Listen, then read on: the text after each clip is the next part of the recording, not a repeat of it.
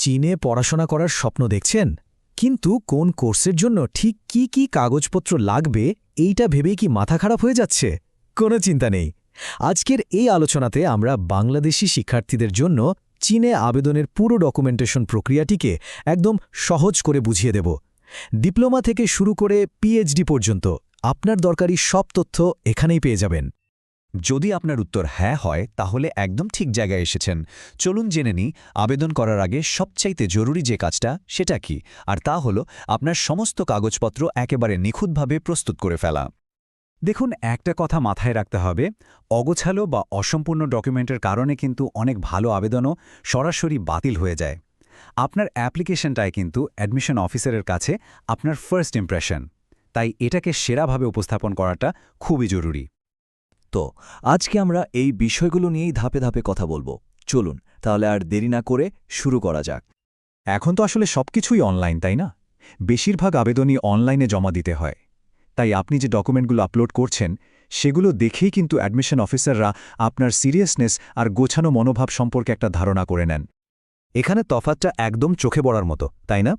একদিকে দেখুন পরিষ্কার হাই কোয়ালিটি স্ক্যান করা ডকুমেন্টস, আর অন্যদিকে অগোছালো কাগজপত্র আর মোবাইলে তোলা ঝাপসা ছবি।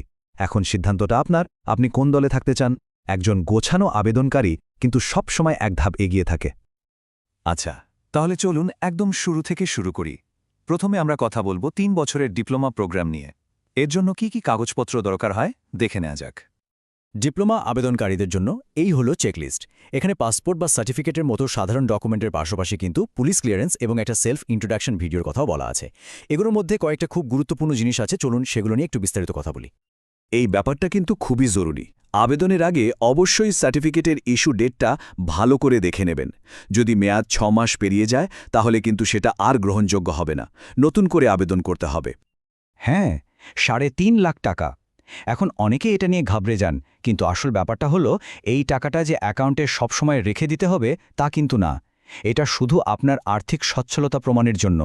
স্টেটমেন্ট প্রিন্ট করার পর টাকা তুলে নিলেও কোনো অসুবিধা নেই। ডিপ্লোমার ব্যাপারটা তো বোঝা গেল। এবার চলুন এক ধাপ এগিয়ে ব্যাচেলর প্রোগ্রামের কথায় আসি। দেখি এখানে ডিপ্লোমার চেয়ে নতুন কি কি লাগছে। দেখুন, ব্যাচেলর ডিগ্রির জন্য আগের লিস্টের প্রায় সবকিছুই লাগছে। তার সাথে যোগ হচ্ছে আরও কিছু জরুরি কাগজপত্র, যেমন আপনার এইচএসসি বা সমমানের সার্টিফিকেট আর ইংলিশ প্রফিসিয়েন্সির প্রমাণ। এখানে একটা খুব ইন্টারেস্টিং ব্যাপার আছে, সব ইউনিভার্সিটির রিকোয়ারমেন্ট কিন্তু এক না। যেমনটা দেখছেন, কোনো ইউনিভার্সিটিতে 3 লাখ টাকা দেখালেই হচ্ছে, আবার কোনোটা হয়তো 6 লাখও চাইতে পারে। তাই অ্যাপ্লাই করার আগে নির্দিষ্ট ইউনিভার্সিটি ওয়েবসাইটটা একবার চেক করে নেওয়াটা বুদ্ধিমানের কাজ। তো ব্যাচেলর পর্যন্ত তো হলো, এবার কথা বলবো আর একটু অ্যাডভান্সড লেভেল নিয়ে, মানে মাস্টার্স আর পিএইচডি। এখানে কিন্তু রিকোয়ারমেন্টগুলো আরও অনেক বেশি স্পেসিফিক আর গবেষণা ভিত্তিক হয়ে যায়। এই টেবিলটা দেখলেই মাস্টার্স আর পিএইচডির মধ্যে মূল পার্থক্যগুলো পরিষ্কার হয়ে যাবে। খেয়াল করে দেখুন, পিএইচডির জন্য কিন্তু 2টো পাবলিশড রিসার্চ পেপার একদম ম্যান্ডেটরি, যেটা মাস্টার্সে লাগছে না। এটা একটা বড় পার্থক্য। আর যারা সরকারি স্কলারশিপ মানে সিএসসি টাইপ বিয়ের জন্য চেষ্টা করছেন, তাদের জন্য একটা দারুণ খবর আছে। মাস্টার্স বা পিএইচডির ক্ষেত্রে এই স্কলারশিপে আবেদন করতে কোনো ব্যাংক স্টেটমেন্টের দরকার হয় না। আন্ডার গ্র্যাজুয়েট প্রোগ্রামের সাথে পোস্ট গ্র্যাজুয়েটের আবেদনের প্রসেসে কিন্তু একটা বড় পার্থক্য আছে। এখানেই ইউনিভার্সিটিতে সরাসরি অ্যাপ্লাই করার আগে আপনাকে একজন প্রফেসরের কাছ থেকে অ্যাকসেপ্টেন্স লেটার জোগাড় করতে হবে। এই লেটারটা পেলেই আপনি অফিসিয়াল আবেদন শুরু করতে পারবেন। আচ্ছা, এবার আসি তাদের কথায় যারা চীনে গিয়ে চাইনিজ ভাষাটাই শিখতে চান। সেটা 6 মাসের কোর্সই হোক বা 1 বছরের, এদের জন্য ডকুমেন্টের লিস্টটা কিন্তু তুলনামূলকভাবে বেশ সহজ। লিস্টটা একবার দেখুন। এটা কিন্তু প্রায় ডিপ্লোমা প্রোগ্রামের লিস্টের মতোই। সেই বেসিক কাগজপত্রগুলোই এখানে লাগছে, যেমন আপনার সব একাডেমিক সার্টিফিকেট, পুলিশ ক্লিয়ারেন্স আর ব্যাংক স্টেটমেন্ট। তো আমরা প্রায় শেষের দিকে চলে এসেছি। এখন আমরা কিছু প্রো টিপস নিয়ে কথা বলবো। এই ছোট ছোট বিষয়গুলোই কিন্তু আপনার অ্যাপ্লিকেশনকে অন্যদের থেকে আলাদা করে তুলতে পারে আর সফল হওয়ার সম্ভাবনা অনেক বাড়িয়ে দেয়। এই কথাটা আমি আবারও বলছি, কারণ এটা খুবই জরুরি। আপনার ডকুমেন্টের স্ক্যান কোয়ালিটি কিন্তু আপনার সিরিয়াসনেসকে রিফ্লেক্ট করে। দয়া করে মোবাইল দিয়ে ছবি তুলে আপলোড করবেন না।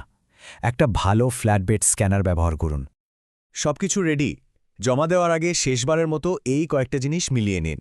স্ক্যানটা ঠিক আছে কিনা, তারিখগুলো ঠিক আছে কিনা, আর সব সই সিলমোহর পড়া যাচ্ছে কিনা, আর ফাইলগুলোর একটা সুন্দর নাম দিন।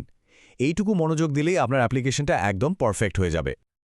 তাহলেই সব তো জানা হলো।